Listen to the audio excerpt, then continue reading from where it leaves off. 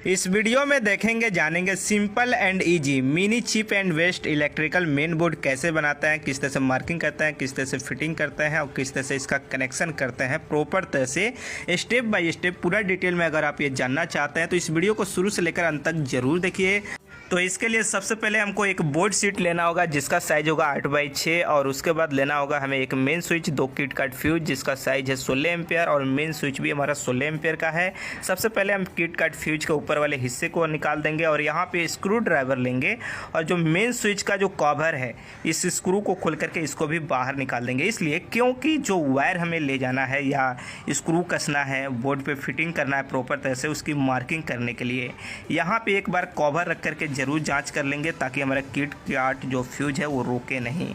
और यहाँ पे प्रॉपर तरह से मार्किंग करेंगे। हमारा जो मार्किंग होगा टोटल मेन स्विच में 4 वायर के लिए होगा, 2 स्क्रू के लिए होगा, 6 होल होगा, 2 स्क्रू और 4 आपका वायर के लिए। और यहाँ पे कवर को अच्छी तरह से जांच लेंगे ताकि किट कार्ड फ्यूज हमारा रोके नहीं। और उसके बाद हम यहाँ पे प्रॉपर तरह से मार्किंग करेंगे। मेन स्विच की मार्किंग करने के बाद हमें किट कार्ड फ्यूज जो है उसका भी मार्किंग करना होगा जिसमें 3 होल होगा, 1 स्क्रू के लिए और 2 आपका वायर के लिए। ऊपर और नीचे से वायर जाता है, मेन स्विच में भी ऊपर और नीचे से वायर जाता है, बीच में स्क्रू रहता है। अब यहाँ पे मार्किंग करने के बाद नीचे एक लकड़ी लगाएंगे और उसके बाद यहाँ पे हम लेते हैं सुम्मी और इससे हम होल करेंगे यहाँ पे, जिसे पंच भी आप कह सकते हैं। अगर आप ड्रिल मशीन का इस्तेमाल करना चाहते हैं तो कर सकते हैं, लेकिन हमारे लिए ईजी यही लगता है इसलिए हम इससे ज़्यादातर करते हैं। तो यहाँ पे फटाफट हम सबसे पहले इस तरह से होल कर देते हैं और उसके बाद इस होल को हमें फैलाना होगा अपनी स्क्रू के साइज से, वायर के साइज से। जैसे स्क्रू थोड़ा हमारा पतला है, वायर थोड़ा मोटा है, तो जितना आपको ज़रूरत है उस हिसाब से आप फैला लीजिए। और होल प्रॉपर तरह से फैलाने के बाद यहाँ पे 1 इंची का MG स्क्रू लेंगे यानी मशीन स्क्रू। और किट कार्ड फ्यूज में हमारा 1 ही स्क्रू लग रहा है, अगर बड़ा किट कार्ड रहता तो 2 लगता।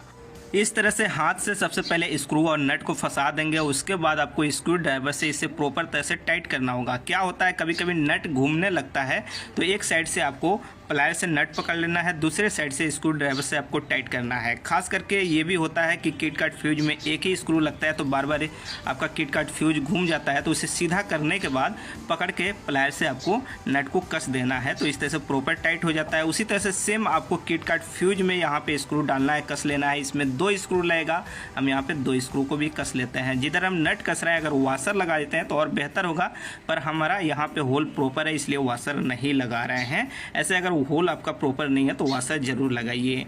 अब यहाँ पे हम 2 वायर लेंगे, एक आपका न्यूट्रल होगा, एक फेस होगा। सबसे पहले हम मेन स्विच के नीचे वाले हिस्से में डाल रहे हैं और यहाँ पे दोनों वायर को प्रॉपर तरह से छीलेंगे और पिन टाइप बना लेंगे और यहाँ दोनों जगह पे कस लेंगे। जैसे कि 2 स्क्रू था हम खोल लिए और उसके अंदर डाल दिए और इसे स्क्रू ड्राइवर से फुल टाइट करेंगे, थोड़ा सा भी लूज नहीं होना चाहिए। जो वायर यहाँ पे बड़ा है उसे रिवर्स ले लेंगे इस तरह से। और यहाँ पे मेन स्विच में इनपुट आउटपुट ऊपर या नीचे कहीं से भी आप ले सकते हैं। जैसे कि हमने नीचे से आउटपुट किया है, आप चाहें तो ऊपर से भी आउटपुट कर सकते हैं, कोई प्रॉब्लम नहीं है।